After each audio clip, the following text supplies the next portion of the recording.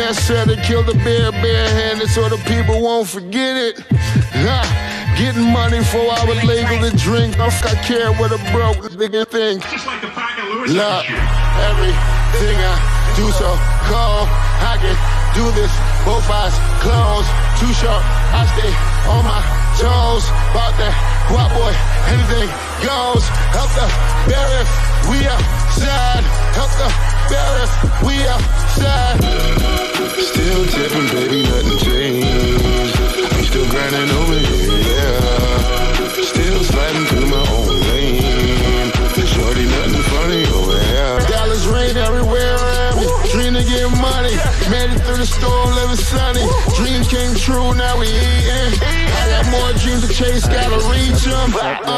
Trying to put a team together like the Hunger Games. Everybody grind together, we all get hunger. Yeah, late okay at OneYoungsta, holding it down, bringing that StreetGeek and NERDSoul. What is up, my people? Today, coming with another wonderful episode of That's Right, NERDSoul Gaming. It has been a long time since I got to play some games, and I am joined by another gamer that I'm glad to have up on this stream. Open Mind, say what's up. What's happening with your people? It's your boy Open Mind, spell it with a Y, in the peace, in the building. It's been a while, nerd. Hope y'all having good. I hope God is blessing everybody out there with peace, love, and chicken grease. No, blue magic grease because of the black folks. We need that blue magic in that murder. Oh, man, this what's up. And of course, we're playing some Dragon Ball FighterZ today. I am getting my practice on because brother need to get his practice on. It's been a long time. I need to practice. I need to practice. You know what I'm saying? I gotta pumping on Dragon Ball, right? I guess it's time for me to practice up so I can take Punk down. Man, I don't respect Punk's Dragon Ball. I don't respect his Dragon Ball, bro. Like, I'm not finna let Punk just jump into a genre he don't know nothing about. But because my name is Punk, now everybody playing Dragon Ball. Get out of here! I can't stand the FGC, bro. I'm sorry, y'all. I'm sorry to be so animated about this, right? Y'all see me go from 0 to 10 in 2 seconds. I understand that. I know that's what you're saying to yourself. But, bro, I'm sick of the FGC, and they just worship these people. You're playing Dragon Ball right now, and who cares? Punk playing Dragon Ball. Oh, man, I want to play Dragon Ball. Man, get out of here. Damn, goofy. It's like, oh, did you know that Punk was playing Dragon Ball? Man, get out of here. All right, I'm 40 years old. I'm going to need these people to chill out, bro. But go ahead. All right, before we get into our real topic, the issue, the thing that I think is kind of like funny style about people with the FGC on Punk being in DBZ is they were like, oh, nobody's really holding down Dragon Ball and the FGC except Punk and Hook. Bro. And I'm like, hold up. Bro. Go ahead. I just wanted to. It's so itchy, but go ahead. I'm like, bro, come on. I'm like, okay. There's so many. You got like Dr. Doya. You got I think even Rufomonger does his thing. Rufomonger don't play it as much as Dr. Doya, but Dr. Doya been holding down Dragon Ball. And Lotus Asakura. You know what I'm saying? Put it like this. Dr. Doya is the Rufomonger for Dragon Ball. Any type of updates, any type of game guide, any type of tech guide, Dr. Doya started doing Dragon Ball before Rufomonger started. Rufomonger does all games. So he's not Dragon Ball, Tekken, Street Fighter. He's just, Rufomonger is the dude we go to hear tips about playing fighting games, period. Dr. Doya has been the guide for Dragon Ball Z since it dropped. But because Dr. Doya don't go to the tournaments and all those things, man, the man still got 600,000 subscribers, Dr. Doya. He got a big YouTube. How come his name is not invoked when we say Dragon Ball. Because anytime I think about Dragon Ball, I think about Kodoya. Because that's whose channel I watched back in the day, early years ago when the game was first fresh, to learn how to play the game and get good at it. I'm a God of Destruction rank on this game, bro. That's not easy to achieve. And I'm not just God of Destruction just right then. I'm God of Destruction plus 100,000 points. So even if I lose a few, I'm not going to just down rank back to Super Saiyan Blue Evolve. I am 100,000 points into my God of Destruction rank. Word. Now, you feel what I'm saying? And I got my tactics and my game knowledge for this game from Dr. Zoya. Look, Punk's playing it all, man. Punk, nobody's holding down Dragon Ball. No, it's a lot of people. Not even just Dato. Yeah, shouts to Lotus Asakura. He's chilling. He I don't know if he competes as much anymore, right, but he gets in the tournaments, and he's not only is he like an interesting like commentator on his own stuff, but he's fun to watch. He breaks down like kind of like the stuff that he does, even though I'm not always into the like the 2B, the back 6 or the 6A or whatever. I'm not into that really, but I mean he still breaks down a lot of like the reasons he wins or he loses. So there's a lot of like there's a lot of like knowledge that he gives up, and that was way before way before Punk was in here, man. It's not right. Wait, years before. Listen, when the gods of Dragon Ball Z, the Dato Doyas, the Hook Gangs, and look, Sonic Fox. I got my reservations about Sonic Fox, but I'm fair. Sonic Fox been holding down Dragon Ball, bro. Yeah, true Sonic that. Fox been holding down Dragon Ball. And even I can say that and put my issues with him aside and just give a man his due. Sonic Fox, even Donald Trump told the truth a couple of times. Yes, he's a liar. But Donald Trump told the truth a couple of times. And some of the stuff he said wasn't a lie. You understand me? You ain't got to like him. I voted for Biden. Yeah, no, I'm fair, but let's just fair is fair. Sonic Fox been holding down Dragon Ball way before Punk even picked the controller up. And Sonic Fox is on another level. Right. Sonic Fox won 2 majors of Dragon Ball. 2 majors. Like he made it to the finals, and the other ones that he didn't win, but he made it to the last 6 or last Final 4 or something. Like he got bumped out, but he went to 4 and won 2. Put it like that. That's what I'm trying to say. I'm wording it wrong. And he could have been more. My numbers could be off. I remember, and anybody can correct me who come back and listen later. Feel free to correct me in the comment section if my numbers are off. But I know Sonic Fox went to 4 majors. And I know he got 2 of them on the Dragon Ball game. So my issue, it ain't really with Punk, bro. Like, I know it could come off like that, people listening. My issue is not with Punk. My issue is with the FGC groupies, male groupies who don't have no identity, and they just whatever. Who's the superstar in FGC? Punk. Well, I'm gonna do everything Punk does. Man, please stop. Please stop and recognize other people who play video games, other than your favorite guy who. If anything I don't like about Punk, I don't like his voice. Yeah, there's something I don't like about the guy. Punk's voice is it's his voice is so annoying. I watch Punk's videos on mute. I don't let him I'll read the caption. I don't like to hear Punk talk. His voice irritates the hell out of me. It's unique. You being nice. I'm being blunt. I don't like his voice. Just like what DMX said about Drake, I don't like his face. Rest in peace, DMX, but that was funny. I'm saying, this isn't a dig, really, a shot at these guys, these pro players. I'm saying FGC, everybody who are not nobody but you play video games.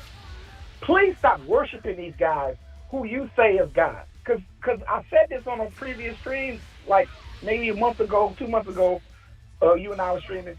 Ain't no such thing as the best in the world. Stop letting Punk say that and get away with it. He says that a lot. I'm the best in the world. I'm the best right.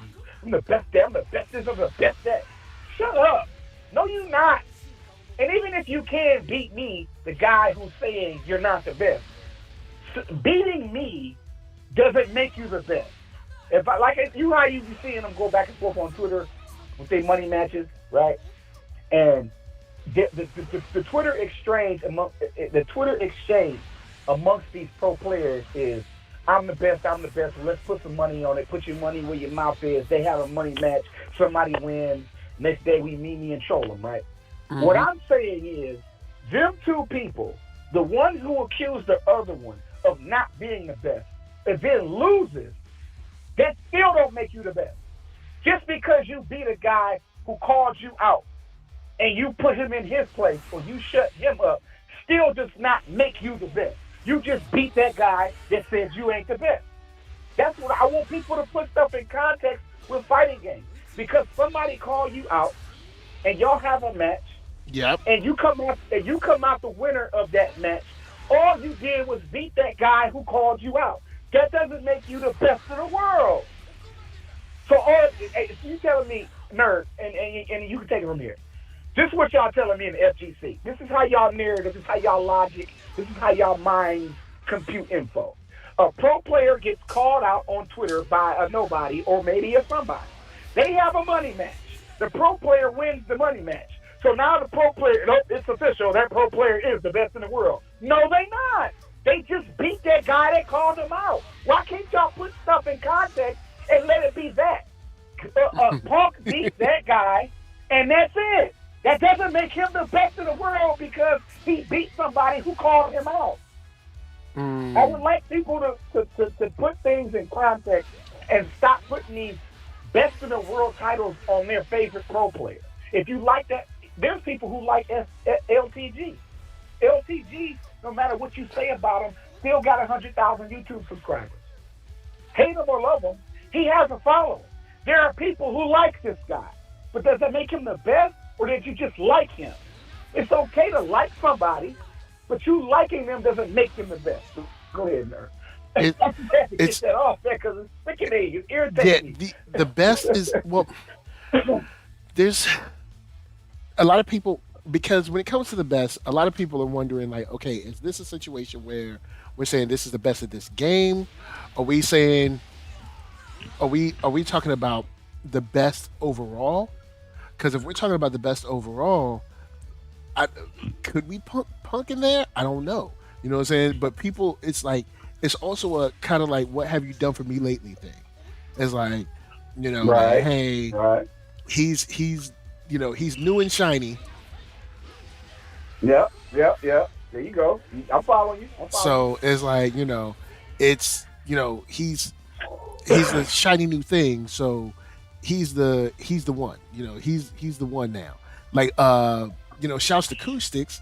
Acoustics came in and took out Punk real quick, and Punk came back. Now they're about to do like a rematch, but you have this. You got this situation where, like, he takes Punk, and then people are like, oh, Acoustics is the best. It's like, no, Acoustics isn't the best. Is just Acoustics, you know, right now he had his number. There's going to be certain people that just got your number sometimes. Either way, bro, a scrub can have your number. A scrub in the game, if you beat that scrub enough times, that scrub can get one off on you, bro. And that's all they need is one. You can beat a scrub 30 times, they beat you once, bro. You just boosted their confidence. And that's what people don't get about fighting games. Fighting games is not real life basketball, real life sports, real life. Fighting games is a video game. So there is an aspect of technology and a manipulation of certain buttons and certain game mechanics to help yourself win. And if one person can counteract that manipulation, Because all you're really doing is two avatars fighting. Y'all, you pressing buttons, they pressing buttons. It's a button pressing thing. There's some luck involved, and there's some glitching involved. Sometimes the game glitches, and you get a free hit that you probably wasn't supposed to get, and you capitalize off of it. But it happens so quick. Nobody has time to sit back and explain what just happened. You got to just go with it because the show must go on. It's so many different factors that go into a video game. We don't have enough live streams to go into it. All I'm saying is stop thinking about who the best is. Stop trying to find who the best is, because there is no such thing and there never will be. No, we could take out of video games briefly. Just briefly, go to NBA. Are we not still having a LeBron James and Michael Jordan argument?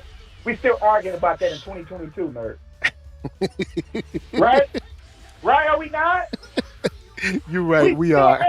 Again, look, and listen. Put the find a podcast, right? Like I Am Athlete or The Pivot or any of them little sports podcasts. Yep. Find a random podcast where they got Kareem, Bill Russell, all them old men talking, right? No Jordan or LeBron on the couch. We got these old, gray-haired, silver-haired men on the couch talking about who they best is, right? What about this guy? What about that guy?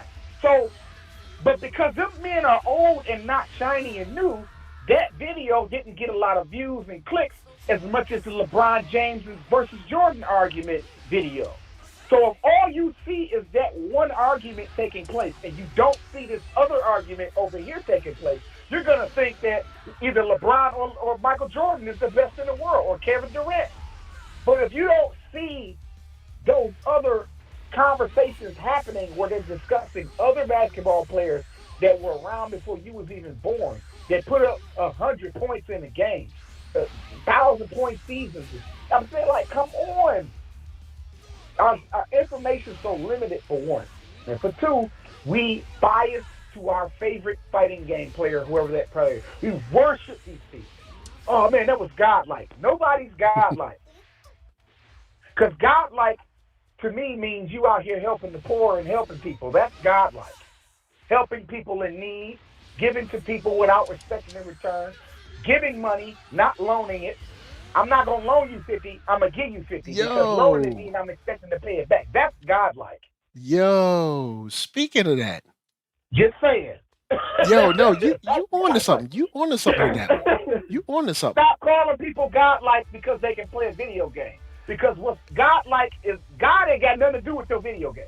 You know God, what? how you carry yourself. Go ahead. I'm feeling you on that. How is there a way we can use the FGC to, you know what I'm saying, to give back to the kids? Is there a way we can use the FGC? You know what? I'm gonna have to think about that. I'm gonna put together a coalition of the willing. Nah. Listen, I'm putting it out there in the ethers on this live because this video gonna be up forever. Any kid that's listening, that's coming up in that fighting game world, I'm an old man. I've been playing fighting games since before you was born. You know what I'm saying? Since I was 13. So, shit, before that. But the thing is, we use a lot of terms that we're not supposed to be using. Yeah. I understand what somebody means when they say that was a godlike combo. I understand what you mean. What I'm saying is, stop using the word godlike. Yeah, because we're misusing the term. Word. Yeah. I understand what you mean, but I don't like the fact that you're using that term to describe a KURO combo. It doesn't have to. Godlike, first of all, I am not reducing God to a video game. I'm sorry. God is my creator, and God can do better than a cool combo on a video game. I'm sorry. That was a cool combo. See what I'm saying? That was a dope combo. Yeah. Man, that combo was nasty. You had a killer combo. But godlike, because ain't none of these dudes godlike. None of these dudes, bro. Yeah, I ain't trying to hurt y'all, but y'all not godlike. None of y'all godlike, yo. None of y'all, bro. And I don't care if you can beat me. I don't care if you hear me talking, see me playing fighting games, and be like, man, he ain't open mind, ain't really all that. Even if that is where you feel. I'm still saying you ain't godlike. I'm still saying it. Because godlike is a term that ain't nothing to do with a video game. We just putting these monikers on these pro players, and we rolling with it. It's like, yeah, Punk is godlike. No, he's not. Punk is just really good at fighting games. Really good. But he's not godlike.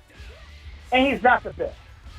I'm saying it, open mind, spell it with a Y, said that Punk is not godlike and not the best in the world. I said it, and what Punk gonna do? What he gonna do to me? What he gonna do to me? Is he gonna challenge me to a match and beat me 10 straight? Oh, he taught me a lesson. If he challenged me to a match and beat me 10 straight, I'm still gonna say he ain't godlike, and I'm still gonna say he ain't the best in the world, even if he did beat me. So beating me in a video game ain't gonna change my mind. You still ain't godlike, and you still ain't the best in the world, Punk. And they go for all of them. What y'all gonna do to me? Do something. Because all you can really do is play me in a game. You can't meet me in person and beat me up. And you ain't finna tweet at me and make my Twitter channel grow. So you just don't take these words I'm giving you. Take it. You ain't godlike and you ain't the best in the world. But go ahead, nerd. Because we were gonna talk about some other stuff. I just wanted to get it out. Because I want to change the narrative. I'm sick of the FGC. They irritate me, bro. These sheep, they're a bunch of sheep. All right, I got to give it to you. They are sheep on that. But now that we got that one out of the way, you ain't godlike. Next one, the one I really wanted to hit on is in recent years, we have seen the return of the one and only G4TV. That's right. G4TV is back. I saw that, but I haven't been watching. Yo, fill me in. Okay. I'm gonna learn right now because I just know a little bit. Go ahead. So, oh boy. All right. G4 is back, and since G4 is back, I sent you the video that Frosk kind of like made her statement on sexism. Since G4 has been back, XPlay has been back. The people in the people in the comments have been, how some people in the comments be, so unfortunately, it's been sexist. It's been, it's the deal. It's been sexist. It's been highly racist, whatever. And she took a moment out of her statement. I mean, out of her review on XPlay to address the sexism and the racism. You gonna play the clip, or you just gonna? No. I'm gonna just go in and talk about it because how people get with their clip. Yeah, with their clips. How they get funny. So how they get with their clips. But so she comes out. She says, "Hey, this is sexist. You guys. We're not here for the male gaze. We're not here for your eyes or to look pretty for you. And hey, the bottom line is like I'm reading from the same script as your boy that you love so much. And for some reason, when he reads it, everything's all good. When I read it, it's a problem. You know what I'm saying? So she's right. She is right in what she says. She covers a lot of topics about sexism in gaming. And I think there is some validity to where she's coming from.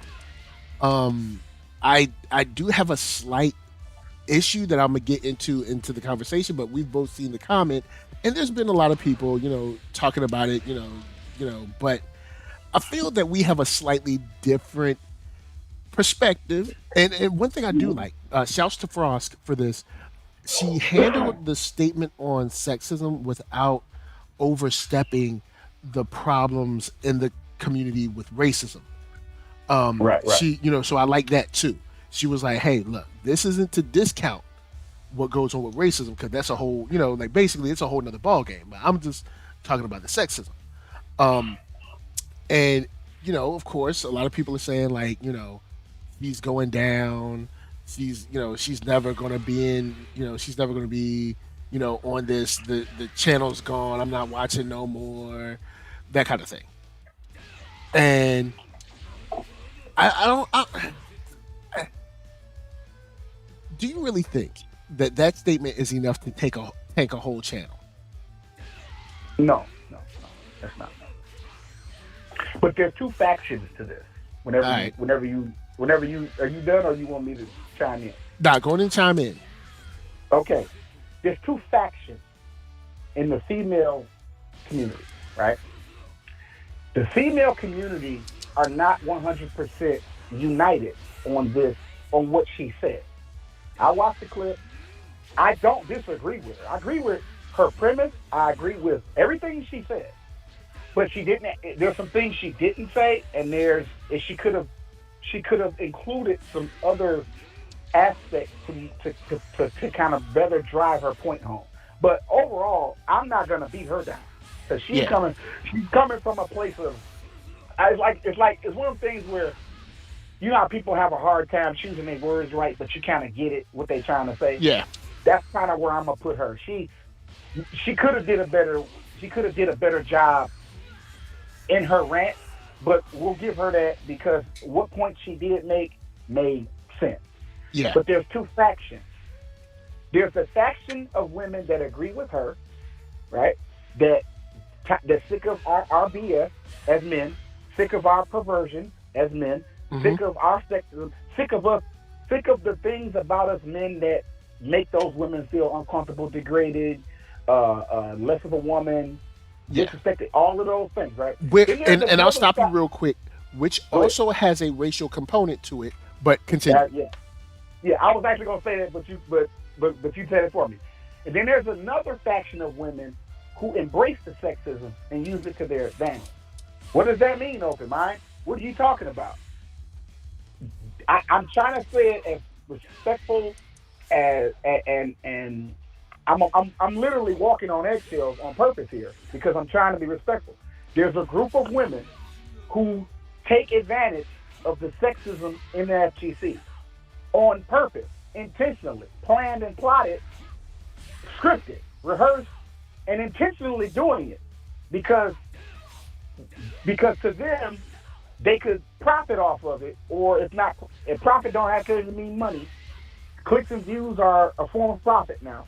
So you can profit off of the sexism as a female if you do it right. If you go about it right and follow the script, whatever the script is, and you stay consistent, the other faction of women that could care less about the sexism because they embrace it because they want the money, how does she as a woman, Frosk, fight against her own brethren? In other words, you got your militant black people and your coon, right? You can say Frost is a militant female, and then you got your coon women who are for the sexism, and they use it to their advantage. So yes, us men need to stop being perverted and stop gawking at women who have nice dates and you just salivating at the mouth and all that. Yes, we do as men need to get our stuff together. But a man cannot gawk at breasts he can't see. Means cover yourself up. If you're a person that likes to show your breasts, nipples, bare breasts, bare butt cheeks, because taking naked photos is art to you, that's fine. Nobody's judging you for showing off your body. But you can't have it both ways. You can't show me your naked body and tell me not to look at it, right? Because that's essentially what Frosk is saying. We're not here to be easy on your eyes. Fine. But you want my eyes on you. And you're going to show me parts of you that would be easy on my eyes so that I can keep looking. If it's not about your body, and this isn't about Frosk, this is me talking to the coon chick. I'm talking to the coons now. The coons who like the sexism. I'm calling them coons instead of their H word, right? We're going to use the coon word instead of H, right? We're going to use their word. Just so everybody follow them. So, not going to call these women H's. I'm going to call them coons. Right? So, with that said, Frosk is fully dressed, fully covered up. It's straight gaming with her. You go to her channel, it's all gaming. There's nothing sexy about her channel. There's nothing sexy at all. It's all gaming. She gonna show her face. She gonna talk some trash. She's like one of the fellas, but she ain't showing you nothing but her face and her controller. And when she comes out in public, and it ain't because she's homosexual, because there's some homosexual women who show their bodies off too. I'm saying she's covered up. She's forcing you to look at her face. There's nothing else. There's nothing to see here, sir, but my face. Nothing to hear. Nothing to see here, sir. There's nothing to see here, sir. This Frosk I'm talking about. Yeah. But the coons want you to look at their breasts. The coons want you to look at their butt. Because they like, look, I need to get this popping. Because and then when you go to their channel to see if they're good gaming, they all right, okay at gaming, but they lose and bounce they chest up and, oh my God, I lost, and they bounce for no reason. Why are you bouncing in the chair, ma'am? That's not a bouncing moment. That's not a moment that you need to bounce in your chair. But what happens when you bounce? What happens to the breasts when she bounces her body? They flop in the air. He's like, ah! And then the chat room going crazy. So what I'm saying is there's two factions in the female community. There's the militant women who I agree with, then there's the coons. And the coons don't actually are in bumping. They at arms with the militant women because they feeling like you're infringing on my profits. We want these men to look at us. We're using gaming as a pretext, a pretext for him to look at my body and go to my OnlyFans page and my whatever the hell photos he wants to look at. Because I'm trying to get these conversion sales. Right. So it's like saying it's similar. It's a similar argument to climate change and big oil. In order for us to save this planet, we need to convert to clean energy. But if we completely stop using oil and petroleum, the economy will go belly up, right? So you kind of got to get dirty and we still got to go to the gas station and put gas in our cars. We still got to get our oil changed. So oil is going to be in our life. We're going to pollute this air, whether we like it or not. We need to stop polluting the air, but until we can transition completely, a lot of people are going to suffer if they just completely shut out the oil industry. Jobs going to be lost. Families going to be suffering. People going to be homeless. And then if you completely get rid of the oil industry, now those oil workers got to learn a completely new trade. They're going to be out of work, starting from scratch. You're disrupting the economy when you take away all of oil. And not that I don't agree with climate change, I'm just saying it's a slippery slope. That's what I'm saying. It's a slippery, muddy water slope. Whereas we do need to burn clean energy. If we get rid of the oil industry, a lot of people are going to be out of work. A lot of welfare checks, a lot of government assistance. See what I'm saying? Same thing with the militant women and the coon women. The militant women want us men to get our act together and stop treating women as objects. And I agree. But there's the coon women who want to be treated as objects for profit. So what do you do? How do you fix that? Us men, in other words, nerd, and I'm going to say this and then let you have it. All we can really do as men is act right. All we can really do is choose not to watch or click like on her raunchy photo. That's all we can really do. Yeah, we can't control whether or not a woman keeps her clothes on and take them off. So really, Frosk needs to direct the rest of her rant at the cool women and tell them to get their act together. Because we can't stop a woman from showing her breasts. We can't stop that. We have no control over that. We only have control over ourselves. And men are going to look at breasts. Okay? You're lying to yourself if you think that a man is not going to look at a woman's breast or behind or figure or lust after. Even if he could never touch her, he'll fantasize about it on the internet. You are lying to yourself if you think men are not going to look at women. Because look at the amount of women online who have big followings. You see what I'm saying? this is a this subject is so muddy and slippery that responsibility has to be pointed in a multitude of directions. And now, one more thing before I pass it on. Now, everything I just said, scratch that. Let's go to the corporations who operate in sexism. The game developers who create raunchy-looking female fighters with their titties out, with their ass out. True that. Yeah. Excuse my language for the church people that's listening. Yeah, but I'm just saying. We try to keep this a family show, but I understand this is. I'm just saying, for the church folk listening, there are gaming companies, billion-dollar, Fortune 500 gaming companies, because one of them, Microsoft just bought Activision for $70 billion, right? $1 billion in the bank that these people in the bank.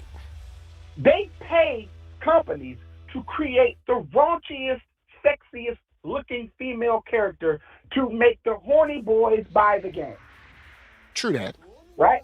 They release DLC for bikinis and revealing thongs and costumes for these characters later on down the line, so that you can fire up and knock the dust off the game and fire it up and play it some more. Look, we got a new costume with her breast out. Now although it's an avatar fantasy character, you as a gamer, female or male, didn't create that character. The gaming developers did that in an office somewhere. And who's really the pervs here? These rich billionaire people are some perverts because they creating characters that got big busty breasts and big luscious booties and thighs and revealing camel toes, vagina prints on they tight costumes that they put. You know what I'm saying? Like the designers of these women, female characters. That's sexism from a corporate space. So her rant applies to a lot of different entities, the coon women, the corporations, the guys. It's not just one group. She directed it at the guys, though. That was kind of only my little issue, is that her whole rant was like directed, aimed like a gun at men. She aimed her gun at men. Everything she said was true, but there's more to be said, is what I'm saying. Now go ahead, nerd. All right, so Frosk dropped bars, and I was like, oh, okay, cool. I feel where you're coming from. You know, I can't imagine, you know, every day somebody like, you know, you ain't pretty, you know, you ain't bangable as the last person. You know what I'm saying? Right. You don't, because I mean, even if you're not trying to be like the standard of, standard of, you know, like fineness or something, you know, you still like, dang, man, you know what I'm saying? Like I don't. Yeah, right. Like I don't want people out here low key calling me ugly. You know what I'm saying? Right. So it's like, you know what I'm saying? It sucks. So, you know, I get that, but I think this statement came from the wrong person. Well, no. Before I say this, I'll say that it's tough because I get what she's saying. You know, like, hey, I'm not as bangable as the last host, and this and the third. But if you go back to G4 as a whole, if you go back to those early stages in G4, what you're going to see is a lot of frat boy behavior. You know, like the crowd in the background that was whistling and yelling and all that stuff for Olivia Munn or Morgan Webb. Like it was ingrained in the culture, and they not only was it ingrained in the culture, they encouraged it to be part of their culture. You know, this was part of what they did. So on top of being part of what they did, there was like, you know, it's hard for her to get away from it. Like, you know, it's hard to say like, hey, you have a problem with it now because you know the whole channel has been about this. So when the channel comes back, it's fair for the people that loved it and that are nostalgic for this channel to say, hey, I'm going to get what I had before. You know what I'm saying? Right. So it's not, it's not that she's wrong. It's just that this is the tone that was set by G4. Which leaves me, because if you go back and look at Olivia Munn, especially Morgan Webb did her stuff with, like, she would wear, like skirts that was like mad low, and when she would sit, it would be, it would be available. It'd be available to see. Like it it would be low cut and all that stuff, and tight, on the chest and all that jazz. So it's understandable that these people are like gotten used to this. And with that said, it's like this is this is something that was created by a certain person, which means that person has to be the one to break that chain, which is whoever is currently running G4. Whoever's currently running G4 should have came out on one of their early videos, or even this video, and be like, hey, my name is such and such, what I'm saying? Me as the person that runs, G4 now. This is the stuff we've seen. We don't want to see it no more. This isn't what we making. If you ain't down with that, you got to go. It's like it was on the shoulders of the host, when it's like the culture comes from top down. You know what I'm saying? Right. The host ain't at the top. This is something that should have came from the CEO or whatever of G4, and be like, look, y'all, all right, we get it. We know how we was back in the early aughts. We get it. You know what I'm saying? And we shouldn't have been like that because it was a little too rowdy. And we understand that's probably what y'all want, but y'all ain't gonna get that here no more. It ain't like that no more. You know what I'm saying? And just let that be it. Be like, look, it ain't got nothing to do with her, so she ain't got to take. It's just like, no, the buck stops here, and I'm saying no more. It ain't gonna happen no more because it's all on the shoulders of the host. And I'm like, well, they created the culture. You know what I'm saying? So it's like G4 has to own this, not her. You know what I'm saying? Because y'all put it on a y'all platform. Yeah, it's y'all the ones that made that, kind of built this up. Like, I remember have like Olivia Munn would be like doing all kinds of stuff. You can see it on YouTube. All kinds of stuff. People would be screaming, hooting, hollering, whistling and stuff, and that's the atmosphere, that you guys fostered and that y'all love so much. So, you know what I'm saying, don't be surprised now that, this has come to bear. And if it has come to bear, then just at least be, at least be willing enough to say, hey, look, we made this culture, we gonna fix it. You know what I'm saying? We gonna be the ones to say something about it because, yeah, she's right. There's like mad writers for this. And, of course, the sexism thing, it there's women that, they kind of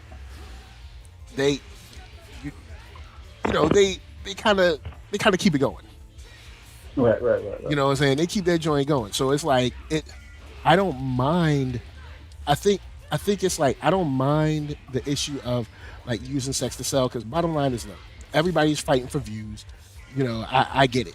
Sex sells, fine. I get it. My issue most of the time, what I see that I have the biggest issue is like people that use sex to sell, but then pretend like they're not selling sex. And that's where I'm like, hold up. Now you know good and well you selling sex. Like, why are you fronting? And that's all I'm saying. Nobody's saying you can't sell sex. Yeah. I am not here to judge people's life decisions. If that's what you as a female got to do to make money, I ain't paying your bills. I can't tell you how to make money. What I'm saying is you can't do that and then tell the men who pay you for your sexy photos that you're not here for their viewing pleasure. Well, then what are you doing? What are we doing? Yeah, so you can't have it both ways. You can't have both look at my body, but don't look at my body. You can't. That's like, come on. I get you. And look at me. I put this photo out. I'm squinching my breasts together, and I'm puckering my lips up, and I'm winking at the camera, and that's the pose, right? And then the caption is, if you look, you're a perv. Like, are you serious? Yeah, it's... Before you uploaded this photo, ma'am, you were looking at it before the world saw it. And you see your breast sitting in the photo. You see yourself blowing a kiss at a camera. You see the picture before anybody else do. And you're telling me that when you uploaded their photo, you didn't think nobody was going to look at it. It's like, oh, I didn't notice what I was doing. Once again, I don't. Once again, I agree with Frosk. My only issue is that Frosk shouldn't have had to make the statement. It should have came from the head of G4. It should have came from the head of G4 in the middle of XPlay. Like, he should have literally, or she, I don't know who runs it, should have literally like bogarted the video, be like, all right, like in the middle of the video, be like, hey guys, real quick, public service announcement. We'll go to commercial. Yeah, public service announcement, and then just drop everything that Frost said, because now you're putting all of this on her shoulders, and like, she shouldn't have to bear the weight of that. You know what I'm saying? Like, the thing about Frost, when she used the term bangable, right? Yeah. When she said that, immediately I thought to myself, okay, there's something going on at G4. This ain't got nothing to do with FGC. But she made it FGC because she didn't want to like create more tension in the room. In other words, what I'm saying is, she used the word bangable. That means she's heard that word directed at her in meetings or in private spaces. Well, I'm assuming she got it through the chat, because she was talking a lot about the chat and all that. But the thing is, they refer to her that she's not bangable. That's what I'm saying. The reference, the term bangable, because she used that word. Somebody said that to her about her. So she's repeating it back in a sarcastic way in her rant, because I could tell by the way she was talking, she was jumbling a lot of things together, and she was trying not to name names and trying not to call anybody out directly. So she spoke in generality. But when people do that, usually they fresh off of a one-on-one exchange or maybe a small group exchange of something that they disagree with. So now they want to address the public in general, and without naming the names of the people she just had this argument with. And what I feel happened, and this is just me being a good judge of character, what I feel happened behind the scenes is that she come on to G4 as part of the crew, right? Somebody at G4 whispered and said, hey, Frosk is not bangable. It got back to her. She felt some type of way about it and decided to go on the rant that she went on and made it about the FGC and applied it to anybody. In case y'all may be doing this in the FGC, y'all need to stop. Because she didn't name names. She just spoke in general. But I think that rant had nothing at all to do with FGC and everything to do with some internal sexual harassment, sexism going on at G4. That's okay. I'm saying this is some, and she's staring at the camera and she lies. And she want to say what she want to say, but she got to pick her words right, because this is live, this is national television. But I don't think we're getting the full story of Frosk, is what I'm saying. I don't think we're getting the full details. I think we're getting this little narrative that we have, this little clip that she put out, and everybody's talking about it. But she used the word bangable, and that's where my antennas go up and say something's going on here that ain't got nothing to do with what she's talking about. That because everybody drops clues. It's just up to you to follow the breadcrumbs. The clue for me is the word bangable. Somebody said that Frosk is not bangable. That made her feel some type of way, and that made her think about women as a whole. And she's like, so what if I was bangable? You're telling me I'd be more respected? She's speaking of, she's attacking a mindset. And the answer to her is yes. And I hate to say it, but pretty privilege is a thing. When you're pretty, people say yes more, people smile more. It's like, it's been studied. Right. People that are generally pretty, people smile at them more, people say yes to them more.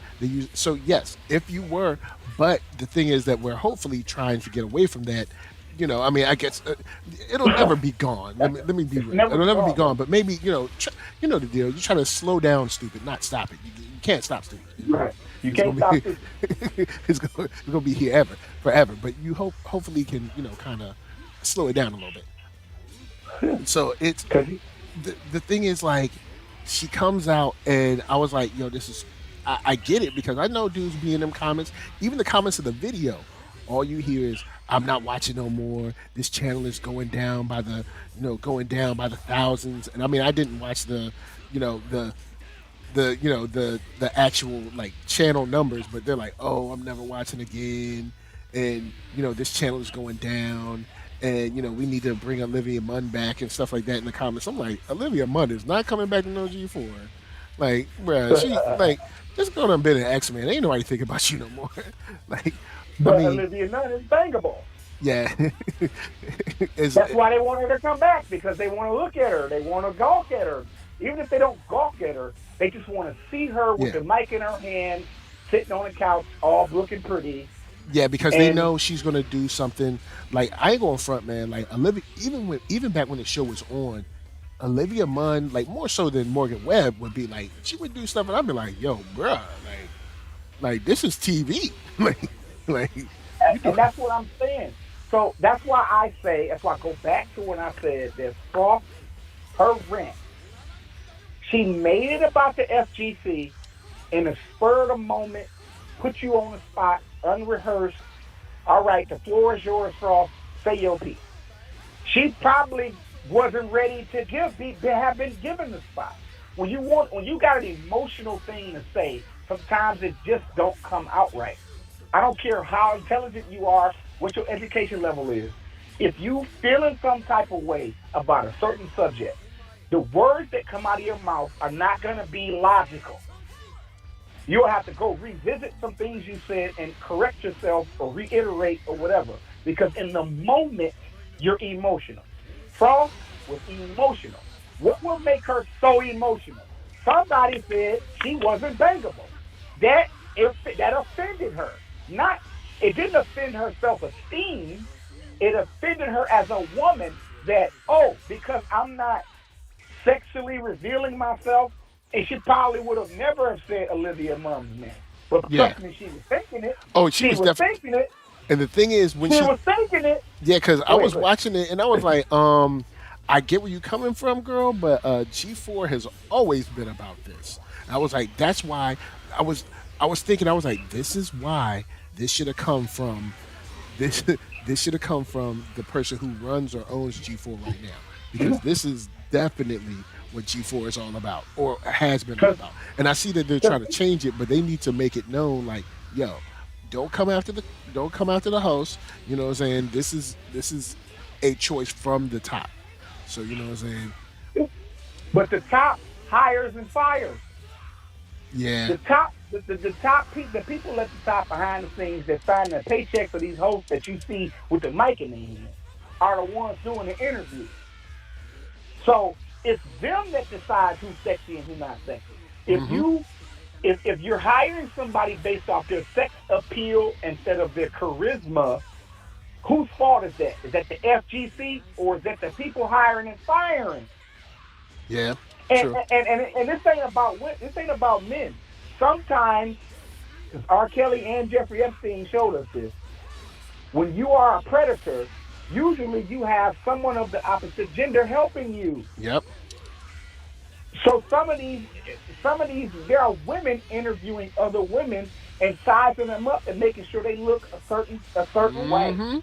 That way, that man won't get in no legal trouble for doing the interview. It's one thing for a woman to speak on another woman's breast, because women do that to each other all the time, even in a professional setting. Even in a professional setting, women make references to each other's body parts. Ooh, girl, your booty poking out them pants. Ooh, girl, I see your nipples poking through your... Women do that all the time. And it's okay. It's like women call each other the B word. Right? Women use the B word like men use the N word amongst themselves. It's a term of endearment. Yeah. The BITCH word, when a woman is saying it to another woman in just camaraderie, that's just like saying, "What up, my nigga?" If you see, because I got a wife, you got a wife, and you see how your wife interact with her girls. I see how my wife interact with her girls. When they interact with each other, they throw that B word around constantly. Yep. But we And better not call them a B, right? yep. And Just going like a to white person can't call us the N word, but we can call each other the N word. So I'm saying, and I'm gonna let you go. I'm gonna let you have it in a minute. So I'm saying is, Frost is speaking on something that took place at G4 that she couldn't say how she wanted to say it because it would get a lot of people in trouble. It would put people's jobs would be in jeopardy, not just her own. If she said what really went down or what was said in the behind the scenes at G4, if she said it the way it happened, there would be bigger controversy. So I think she did her best watering down of how she was feeling in that moment as best she could and address the FGC to say what she probably saw happening in a corporate situation. She was kind of like putting a piece of public service out. Hey guys, this bangable stuff and us women, we're not here for your eyes. And she was trying to like reach out to the public and say, if y'all are doing this, please stop because we women don't like it. Because she can't say it to the powers that be. But go ahead. yeah, the another thing going off of like the women that like kind of like continue to keep it going is trust me, that whole Mean Girls energy from high school, it doesn't stop after high school. Like it continues on into the corporate world. It continues on into your job. That's why when people be like, "Oh, stop bullying," I'm like, somebody's at their job getting bullied right now. Like, trust me, like this whole stuff does not stop. So, and not to say that I want to keep it going. That I'm happy people are getting bullied or the Mean Girls thing is going on. But trust me, there are pretty women at your job right now mad that there's other women at the job that aren't pretty. Like, right. Trust me, it's just how it is. And that's a form of sexism amongst women. Yeah. So I like that she brought it up. I just wish that G4 would have done it instead of, like kind of making her. Well, not really making her, because they didn't make her do it, but putting her in the position where she had to make the statement, because it's like this should have been handled, nipped in the bud from them a long time ago, and then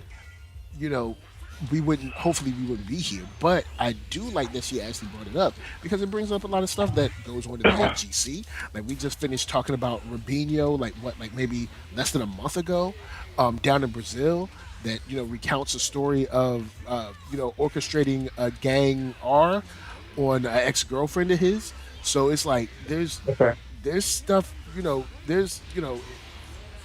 there's definitely a lot of stuff going on that she opened the door to, and I'm glad it did that. But what I don't like is not only where it came from, because she shouldn't have been put in that position, and I don't like the fact that it's shown that it's like almost like it's only men are sexist. You know what I'm saying? Like it's like, yo, man, like you said, if there ain't nothing to see, you know what I'm saying, I can't be staring. And then also the idea that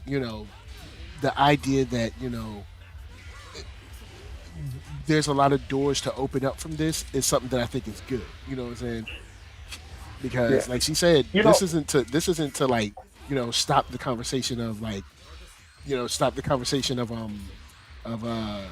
racism or anything like that either, because I'm sure they got comments from my homie TBH, and I've been a man. TBH is one of my first interviews on the channel like a long time ago. I can't remember, was I at WonderCon or I was at like VidCon or something like that. This is like a long time ago.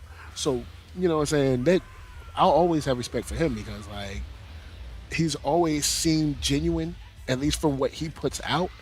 And then after meeting him in person, dude could have been like, could have shot me on or whatever, but he was like, "Ooh, I just got happy birthday." But he could have easily, been like, "Nah, bro, I'm cool." But homie hung and talked to me on and off camera. So what I'm saying, it's like, yeah, this dude is official.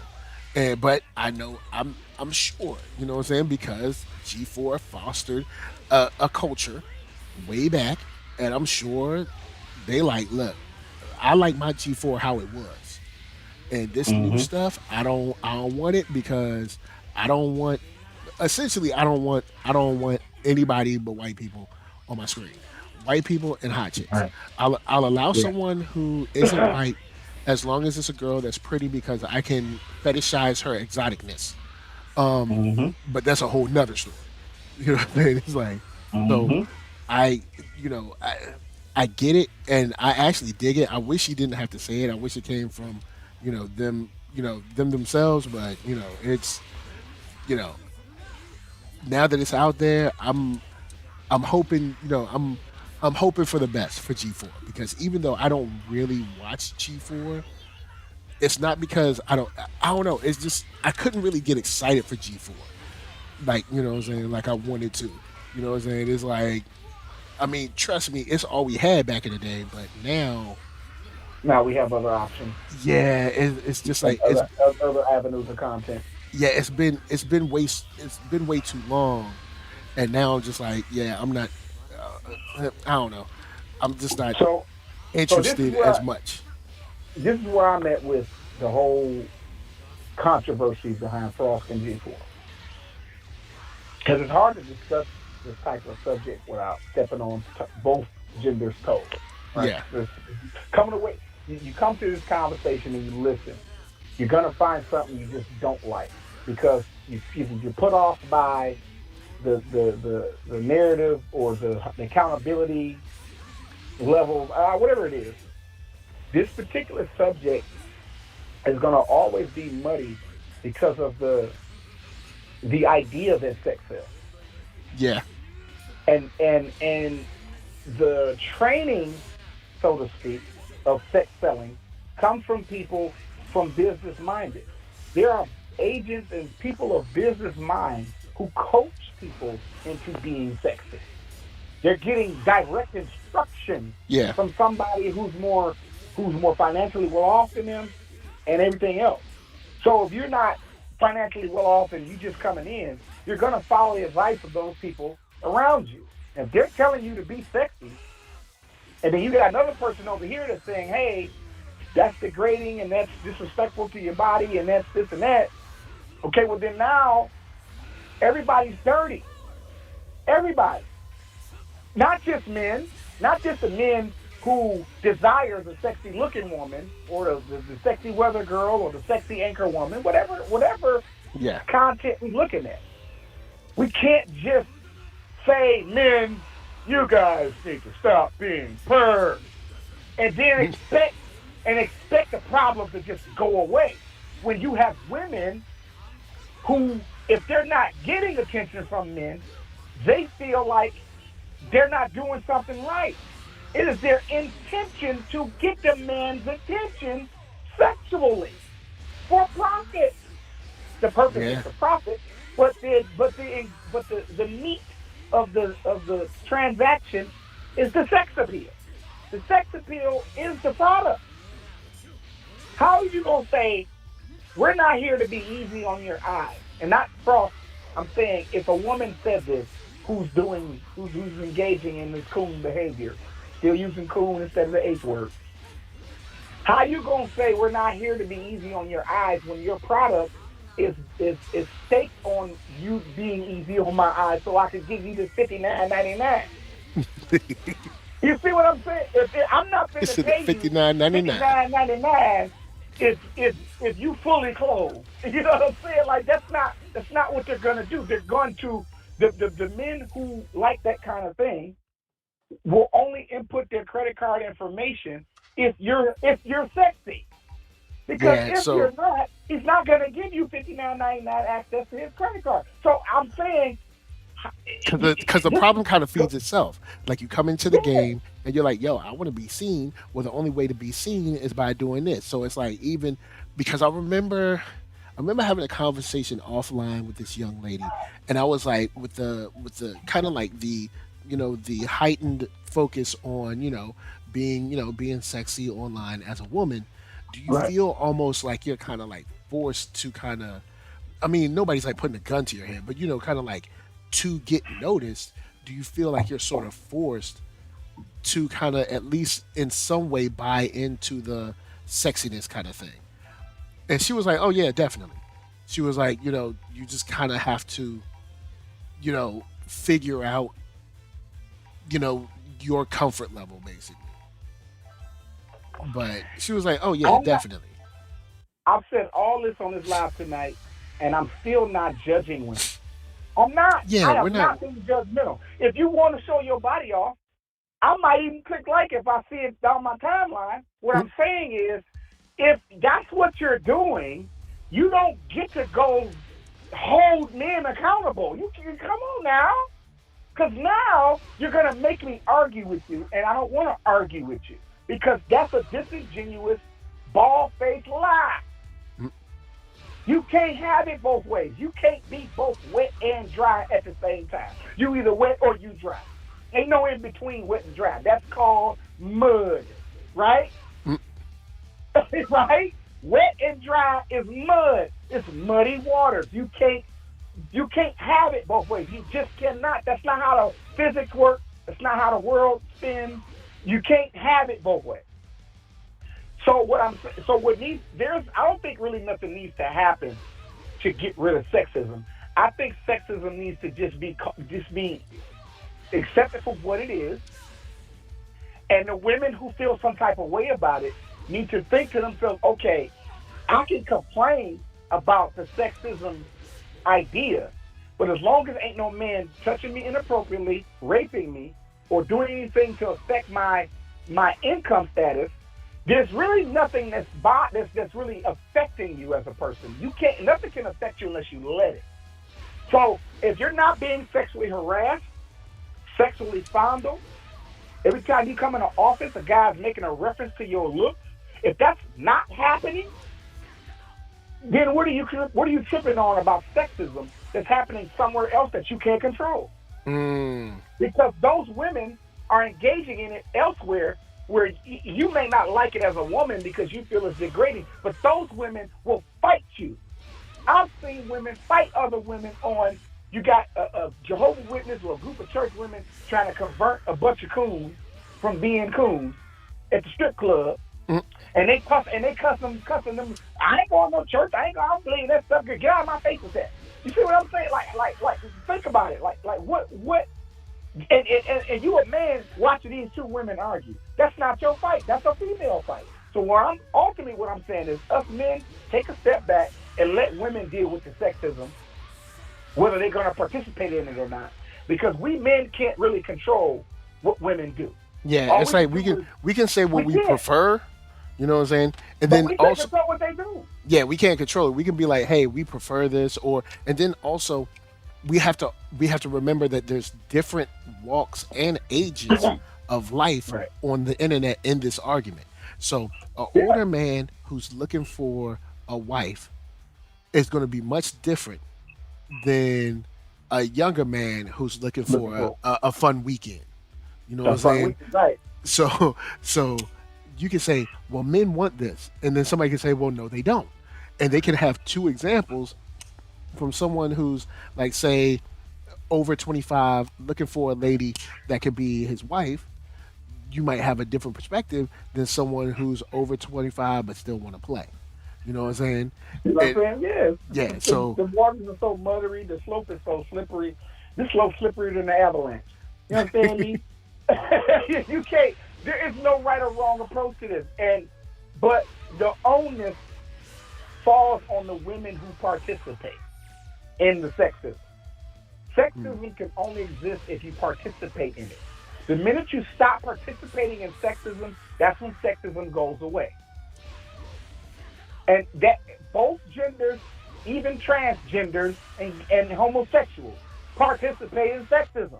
Oh yeah, definitely. Everybody does to some degree. We can get on the homosexual community too, amongst themselves.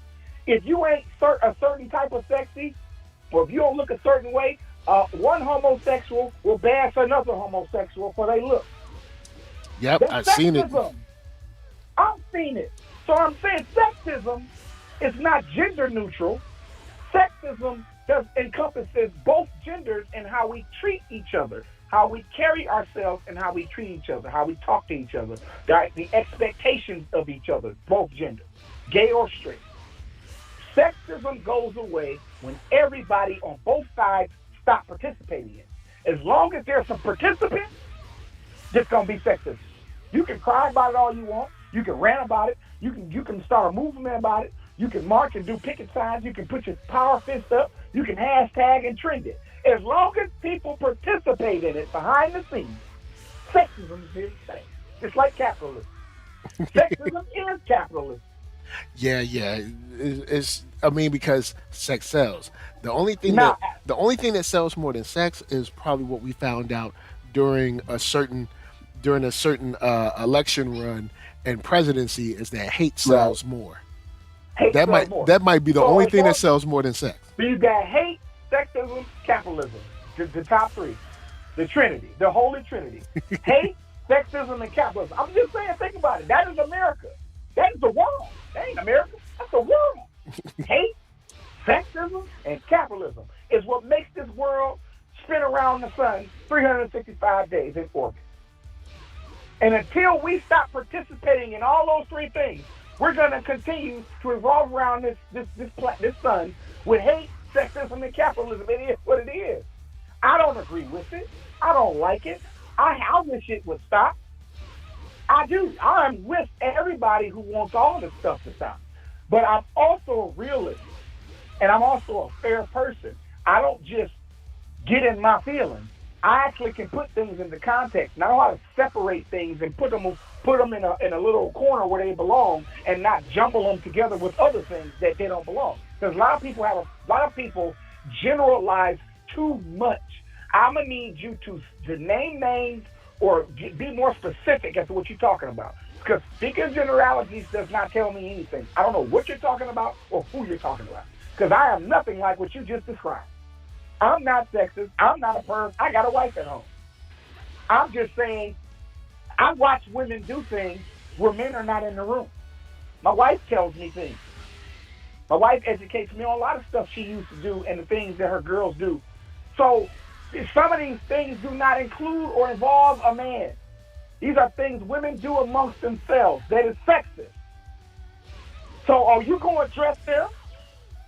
I'm never going to address my wife and check her because, hey, she ain't bothering me. Them her girls, that's what they do. I'm a man. I stay in my place, and I ain't no controlling husband where I try to tell her what she can and can't do. If she used the B word amongst her friends and they laugh and having a good time, that's peace for me. You understand me?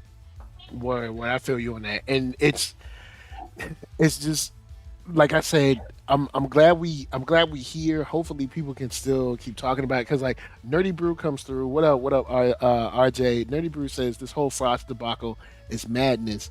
It's crazy that the dudes were so I guess so complicit in her rant.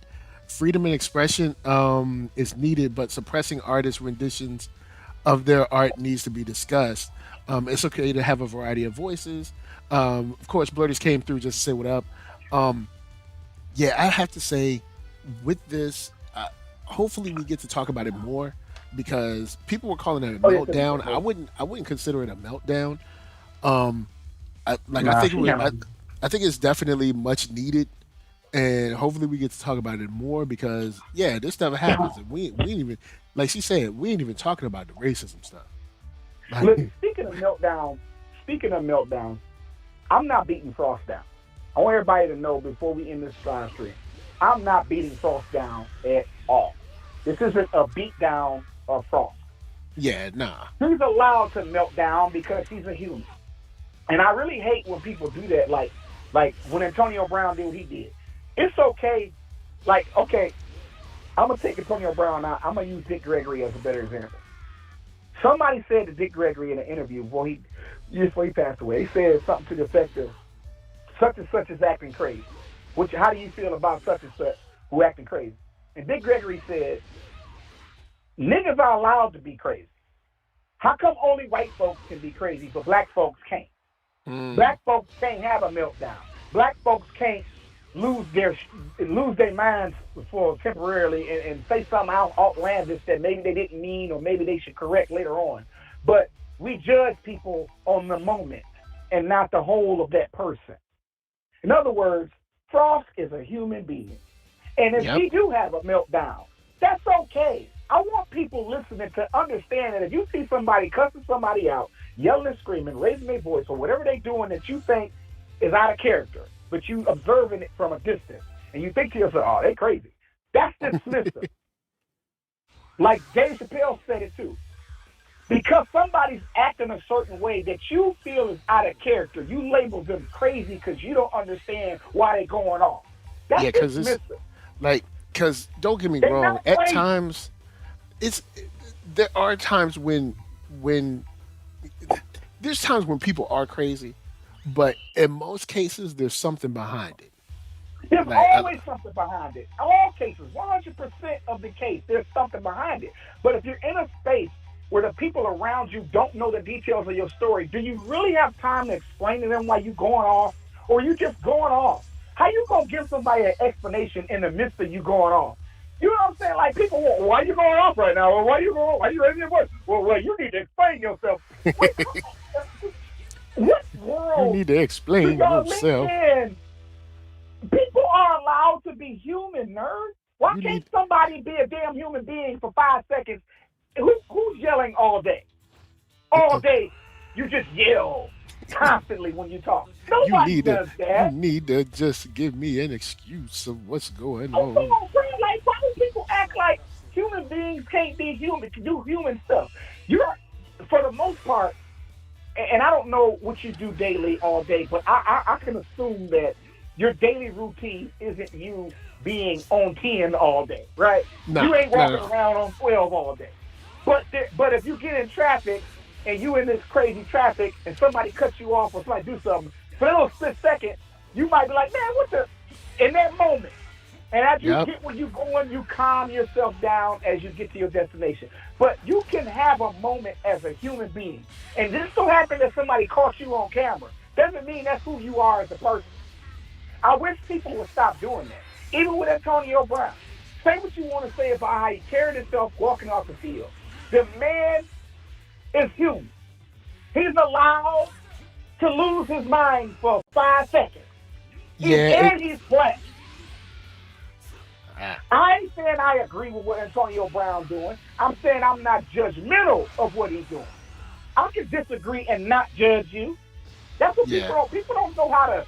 People, they judgmental and they call it disagreement. Whereas I can disagree and not be judgmental. Yeah, and then people don't know how to do. They don't know how to separate the two. Go ahead.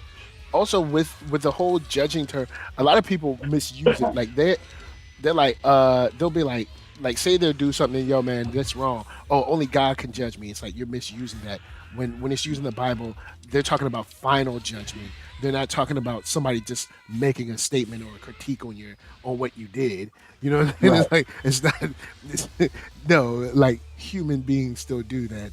There's nothing wrong with me saying like, hey, this is wrong. You didn't do that. And if you want to call that judging, cool. But the Bible is referring to final judgment. No, I can't. I ain't sending you nowhere. You know what I'm saying? Like, I'm not sending you up or down. Like, I think people need to listen to what's being said instead of like Frost said a lot of stuff in her rant. But people are stuck on the bangable word.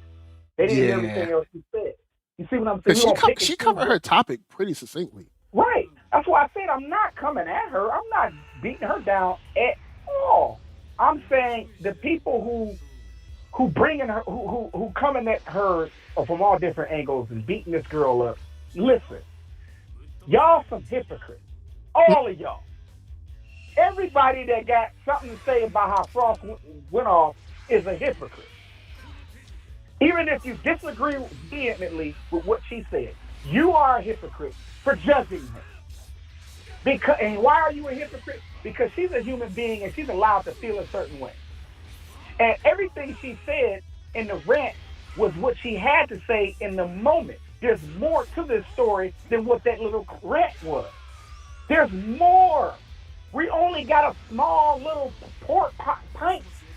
Talk about like a Harlem Night when she's trying to get the orange juice out the refrigerator. It's just swallowing the container. All she gave us was a swallow in the container. We didn't get a whole jug of juice. We still don't know everything that's going on. We got that little part, and that's what we're going to take that and run with it. There's more. There's always more. Just like there's more to Antonio Brown's meltdown. A meltdown, every human being is allowed to have a meltdown because everything ain't going to go your way all the time. And if you walk around saying that everything goes my way all the time and I don't have the problems, you a lie. Because you're a lie. Because something didn't go right for you today. Everything ain't lined up for you perfectly all the time. That's BS, man. And sometimes that'll cause you to melt down and lose your ish for a minute. Then you come back to normal. All right, let me calm down. All right, let me get breathe. Right? And then you go back to normal. That's what humans do. What is wrong with y'all when y'all see people acting a fool and people crazy? No, they not. They having a moment. Let them have a moment. It ain't your business. Mind your business. Is it affecting your life? Somebody across the street acting crazy. Is it affecting you? No, it's not. You just peeking out your window nosy, man, up in people's business. Mind your business. Mind your business. Mind your business. They crazy. They acting crazy out there, but you don't know what's going on out there. You inside your house. Yo, I ain't going front. I'm one of those people. I'll take a peek outside and be like, they crazy. What they doing? Man, I don't know. They just crazy. And I just...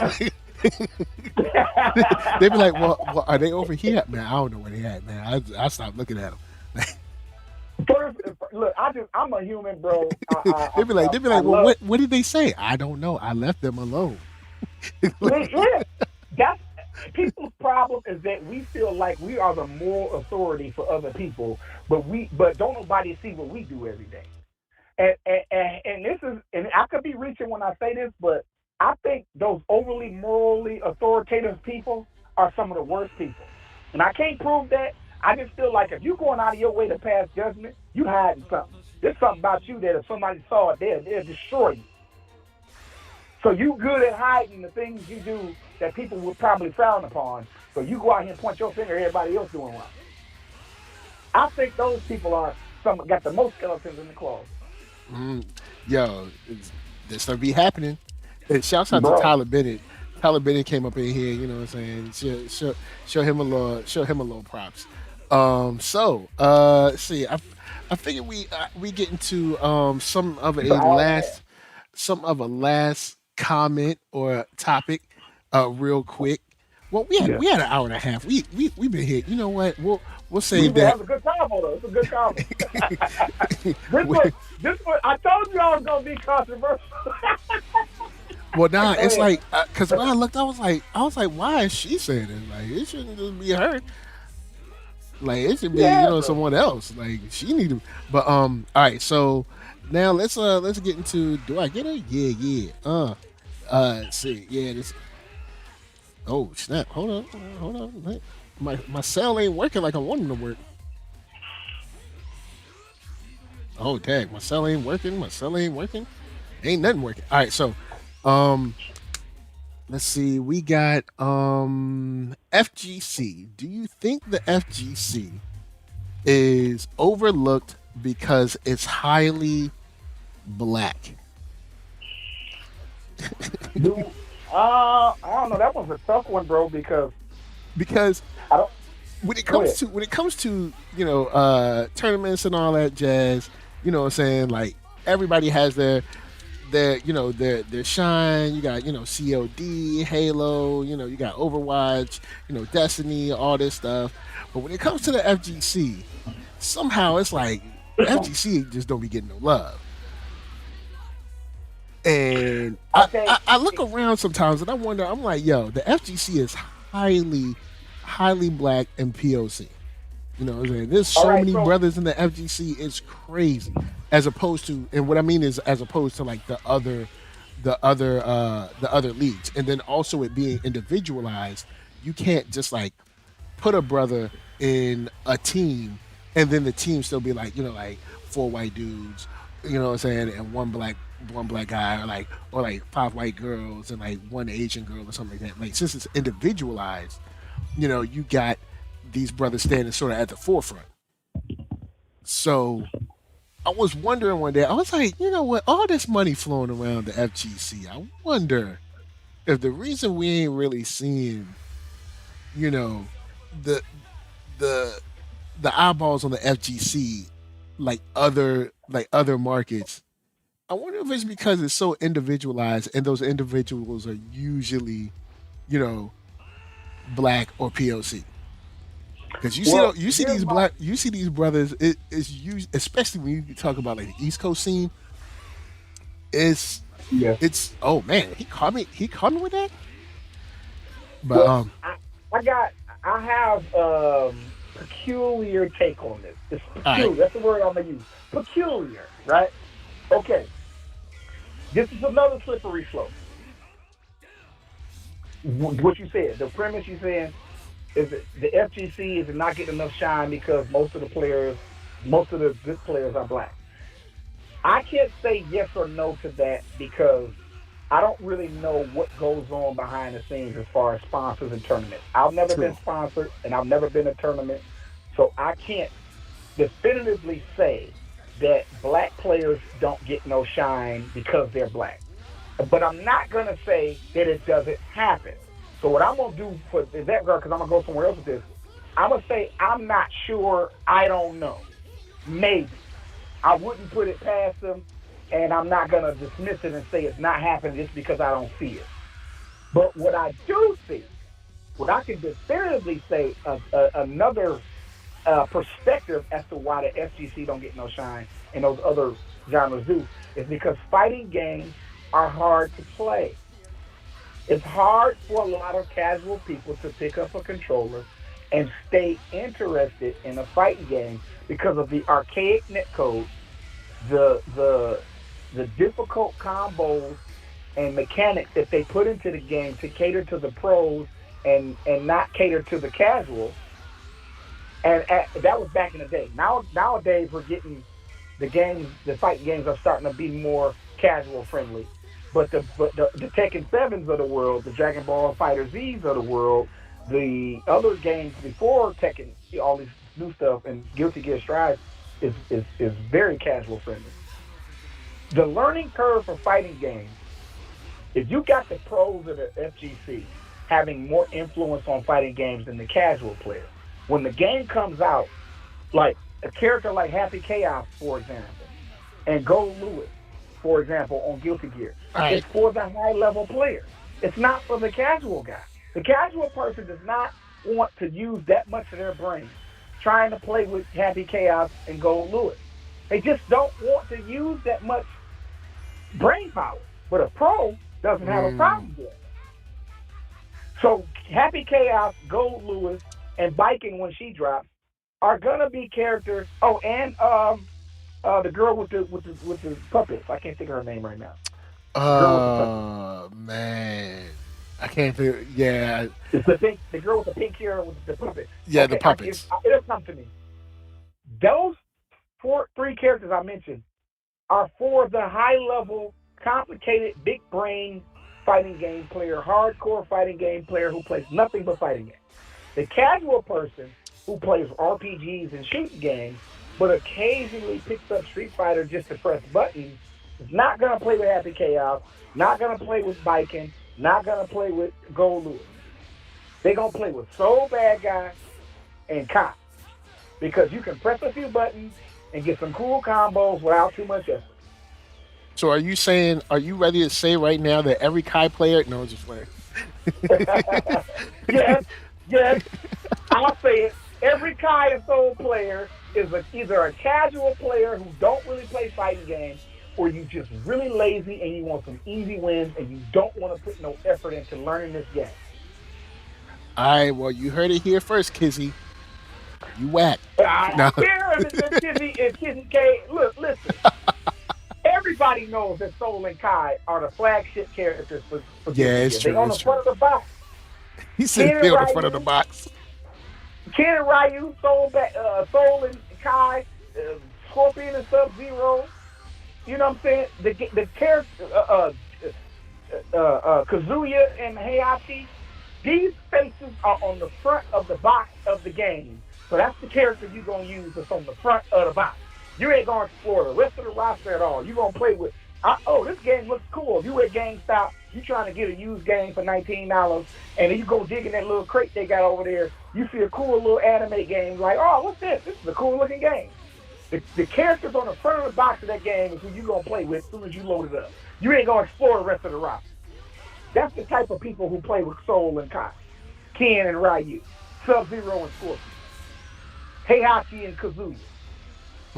There's a whole roster of characters on this game, but your main is the character that's on the front of the box.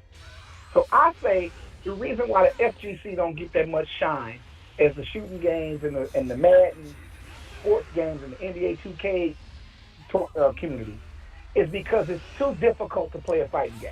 Not difficult for me. I'm a fighting game. I can pick up any fighting game and play it. Might not like it, but I'll get good at it because I understand fighting games. But I also understand why casuals don't like fighting games, because they're too complicated.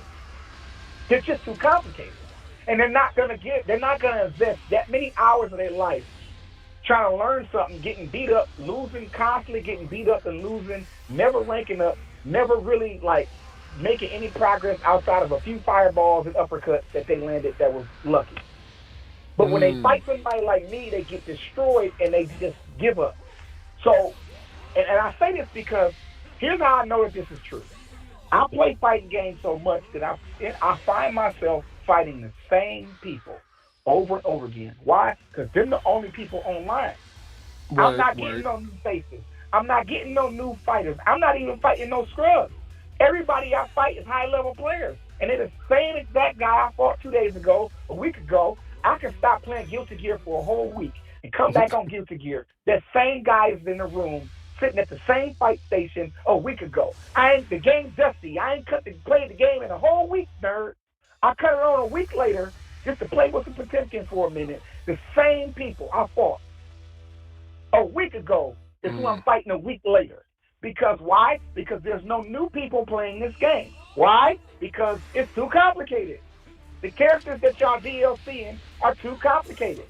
Y'all done gave us 3 complicated DLC characters. Gold Lewis, Happy Chaos, and the chick with the puppets, whose name I can't remember right now. And that's the DLC until 2022 February. And then when Bike and she drops, she's going to be complicated. So Guilty Gear Strive has just killed its little base because all these casual guys like, I don't know how to play this.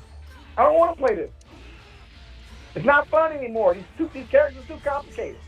And then the new fighting games, when they come out, all these new fighting games come out, like KOF 15. It's complicated. I played both betas. King of Fighters 15 is extremely complicated. It's hard to hit confirm on that game. Only the pros or the high-level players can actually land those juggle combos that you see on those little clips that people put out with KOF 15 beta clips. Look at my cool combo look at my cool combo with Dolores, right? The black chick with the braids. Dolores is dope.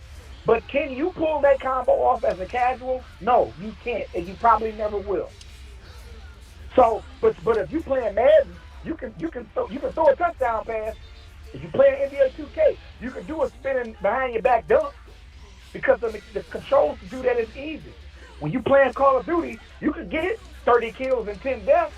Oh, I could do that all day long. I could get some kills. I could get 10 kills and 10 deaths, or go to a capture the flag and capture the flag, because that's fun. It's fun to capture the flag and get some headshots with a sniper rifle. It's not fun to constantly take L's and constantly fight the same person over and over and over again who's higher level than you, and he keeps beating you, and the server keeps matching you to that person and nobody else but that person. That makes people stop playing fighting games. So that's why I say I don't know if it's racial, but I can tell you through my experiences as a high-level player myself in fighting games, from Tekken to Street Fighter to Mortal Kombat to Guilty Gear, I play all those games, and I'm high-level in all those games. I'm not a scrub in none of those games. Even Dragon Ball, like I said at the top of the show, I am a God of Destruction rank on Dragon Ball FighterZ. And I'm 100,000 points into my God of Destruction rank. There's only 3 more levels after God of Destruction, and that's it. I'm in the top 4 rankings on Dragon Ball. It's God of Destruction, Ultra Instinct, Angel, and Xeno. That's it. The top 4, the highest ranks you can get. I'm in the bottom of the top 4 highest ranks in Dragon Ball. It's only 4. God of Destruction, Ultra Instinct, Angel, Xeno. That's it. So I don't necessarily need to go to Ultra Instinct or Angel or Xeno.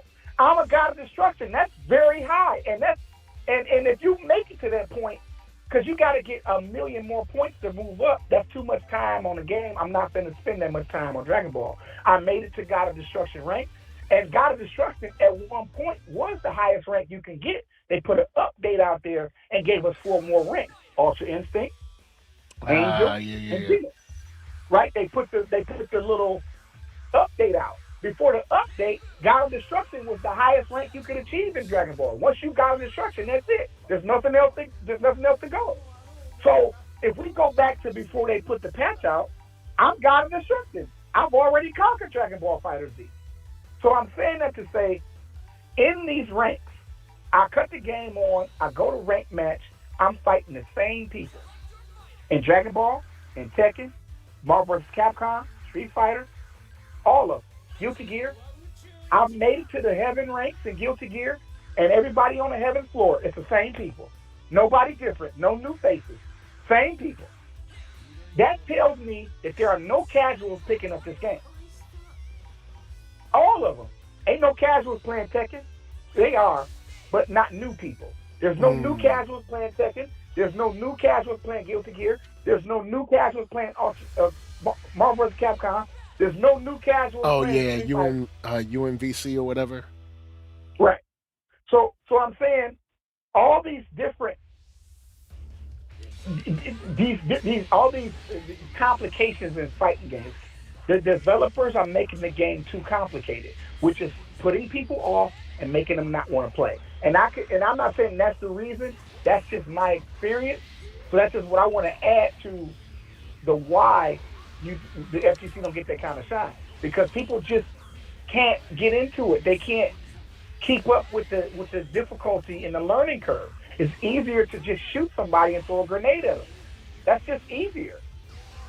To just throw a grenade or rocket launcher or sniper rifle and pop you from the trees than to fight you head up and lose the match. And then you got people that run out the clock. It's so much headache in fighting games that you gotta have, for a community to be a community, you gotta have people. There's more people playing shooters and Madden and NBA 2K than there is fighting games. It's just more people. And FGC don't have enough people because the FGC is so exclusive, dismissive, and biased. Okay. Exclusive, dismissive, and biased is the FGC. Man, you ain't lied on that dismiss it. So as long as we walk around arrogant in the FGC, arrogant and godlike, right? We're so pompous in the FGC. That's why we don't get no money. That's why nobody gets no shine in the FGC, because everybody's the best in the world. You know what I'm saying? Like, all that arrogance is not going to help. We got to be more humble in the FGC, and maybe we'll get some shine. All right, word. I feel you on that. I see where you're coming from, because the response to any game that has like any kind of I guess simplified controls is immediately kind of like frowned upon. Frowned upon amongst the high level players. Yeah, not frowned upon amongst the casuals. Yeah, but see, at the same time, everybody in the scene is pretending to be high level. So, regardless, like, all right, look at how Sonic Fox said, like, yo, man, I don't know if I feel like playing Guilty Gear no more. And then all of a sudden, everybody was like, yeah, Guilty Gear is whack. And it's like, what? Like, this game is awesome. What are you talking about? Guilty Gear is not whack. But I mean, it took one person, and all of a sudden, Guilty Gear is whack. It's not good. It's, you know what I'm saying, all that good stuff. And it's like, yo, how did we get here again? Like, how did we get on this? Like, how did this start? And you see this kind of there's this air of like where everyone is a pro, even though there's really like 10 people that everyone's following, but everybody's trying to like curry favor with these people and pretend that they're like on their level. And think about that, nerd. There's 10 people. The FGC is represented by 10 people. Yeah, it's probably all right. So let's see. There's something wrong with that, though. Is what I'm saying. That's not okay. That's not enough people. And all 10 of them people are the only ones getting sponsorship and contracts, while everybody else is scratching. But you can go play Madden and get way more money. So that's what it is. FGC is exclusive, dismissive, and biased. And that's why they ain't gonna never have nothing other than they little small 10 people. You ain't never gonna have nothing. So you can't do it by yourself, bro. Word up. And I just don't like the arrogance. Okay, you won a major. Okay, you beat this guy or that guy today. But can you beat them tomorrow? Can you beat them next week? Can you consistently beat them? No, you can't, because you ain't spending that much time on that game. Life is continuing to go on. New games are coming out. You're playing the new game, and then you rusty because you ain't playing the other game no more. So you got to pick it back up and learn all over again, because if you don't use it, you lose it. There is no such thing as the best. Stop trying to be the best. Just play the game and have fun. If you're good, God bless you. Because you call me sensei, but I don't let that shit go to my head. I don't. Because I can lose too. Like, I can lose too. That's what I'm saying. Like, it does not stroke my ego when you call me sensei. And I take it as a term of endearment, like a respect thing. Yeah. But I don't walk around with a chip on my shoulder about it. But you believe some guys do? I'm a sensei. I teach niggas how to play games. Like, are you serious? Like,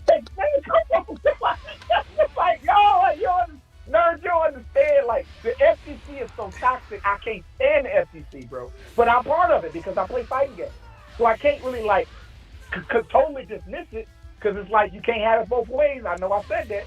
But yo, like, why y'all so arrogant in the FGC? Why do you think that because you're a god rank or a warlord rank, whatever your rank is, that you somebody special? So what, man?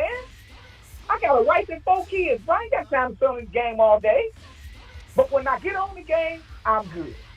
And that's it. That's all. Nothing more, nothing less, nothing to see here. When I do game, I'm good at it. But trust me, I got a wife and 4 kids in my house, bro. Do I really have time to sit on the game for 13 hours straight? I don't have that kind of time. But you do, and you probably still lose. Not you, nerd, but the people. Yeah. But the people start talking. They got all this time you spending it on the game, and you still ain't won no tournaments, and you still ain't nobody special. So where's the arrogance coming from? What purpose or reason, if you're in the FGC, what is your reason for being arrogant? Because you won a bunch of matches? You on a win streak? That's why you're arrogant? You got time to sit on this game and nobody else does? What if I got other obligations that I got to take care of and I just can't sit down and play my PlayStation? I got to take care of these obligations. Does that mean I'm trash at the game because I'm not on it? Come on. What is everybody's brain at? And then there's the whole issue of like even in Dragon Ball, they'll be like, he's using auto combos or something like that. It's like it's in the game for you. That's part of the game. It's part of the game. They gave it to you. They're trying to assist. They get how else can you combo in Dragon Ball Z unless you start off with an auto combo? Yeah, to a certain degree, you gotta kind of start off with one of those. You can combo into other stuff, but your initial startup is an auto. Yeah, they give you a whole combo challenge to show you like what's possible in the game.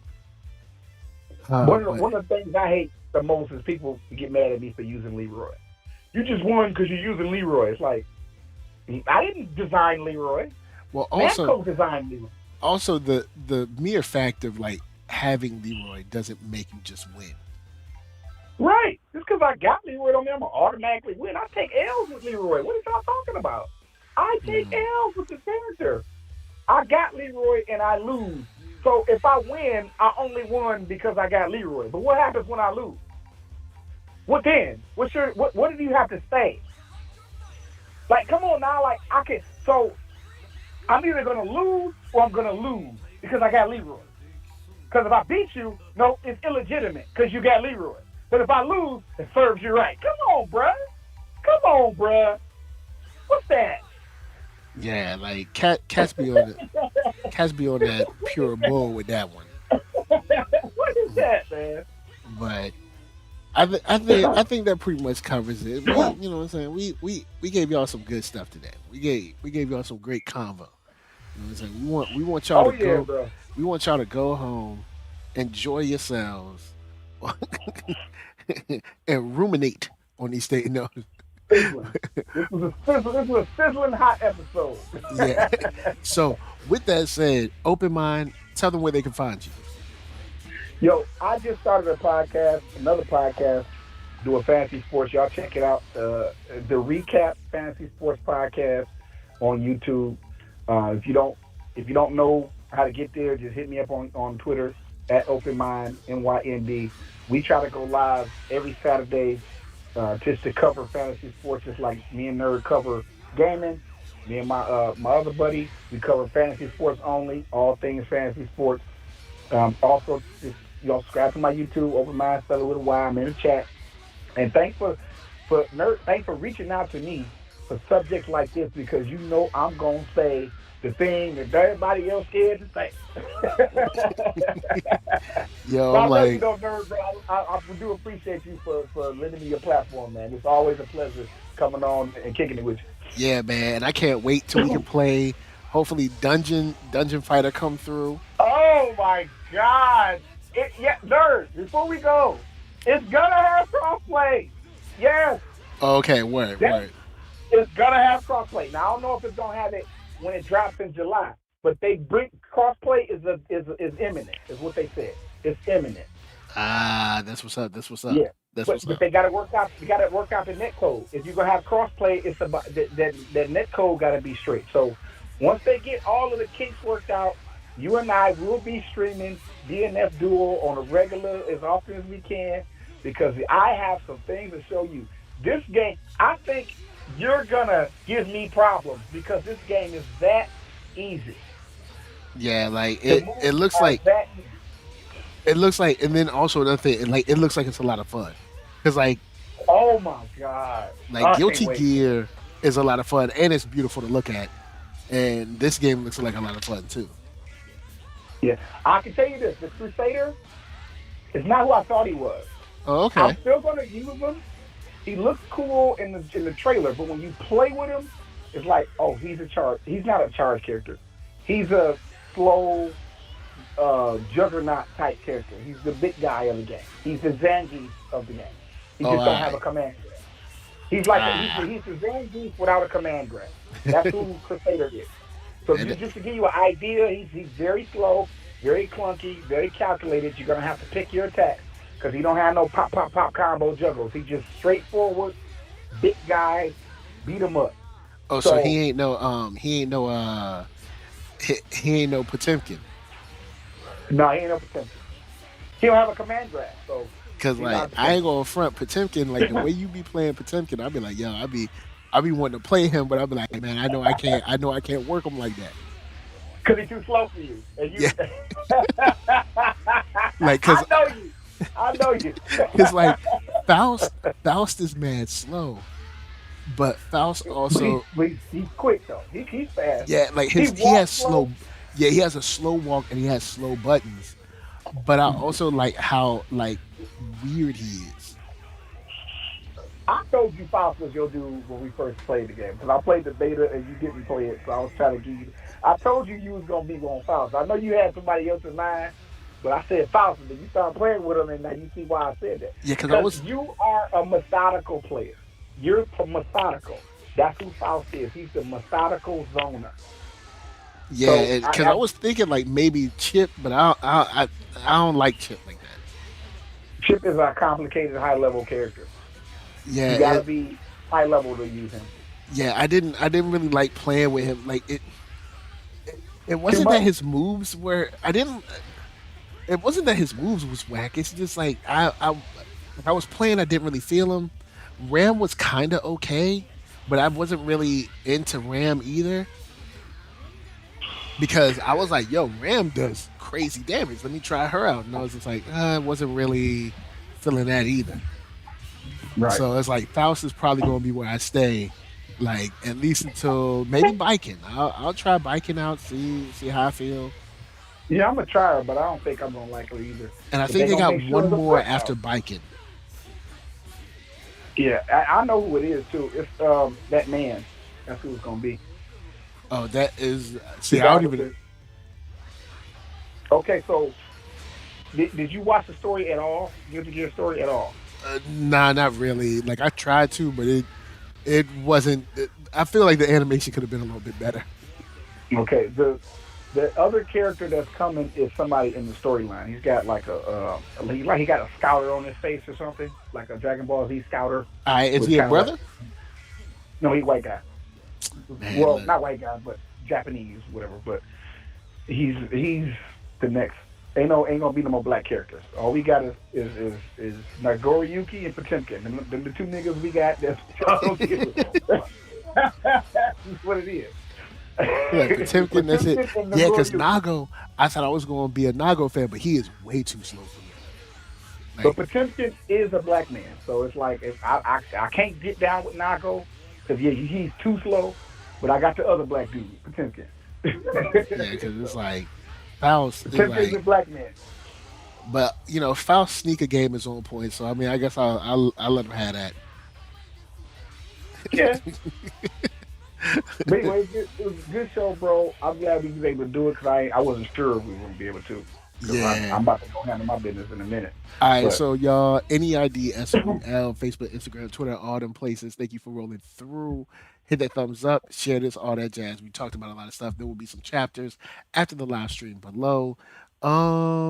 Besides that, we might have a show this evening, but we will see y'all next weekend. Any Patreon supporters that did not get your gift from me, please email me your mailing address and I will get you your gifts.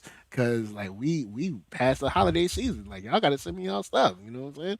But anyway, from us to you, thank you for rolling through. I'll at y'all later.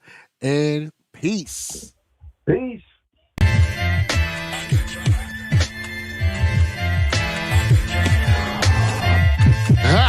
I'm the man, yes sir, that killed a bear barehanded so the people won't forget it.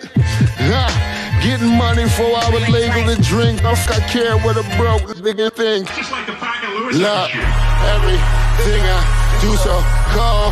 I can do this, both eyes closed. Too short, I stay on my toes. About that guap boy, anything goes. Help the bear if we outside. Help the bear if we outside. Still tipping, baby, nothing changed. I'm still grinding over here, yeah. Still sliding through my own lane.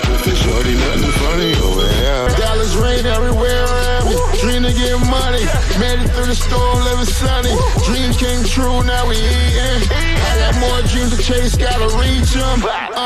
Trying to put a team together like the Hunger Games. Everybody grinding cause we all came from hunger.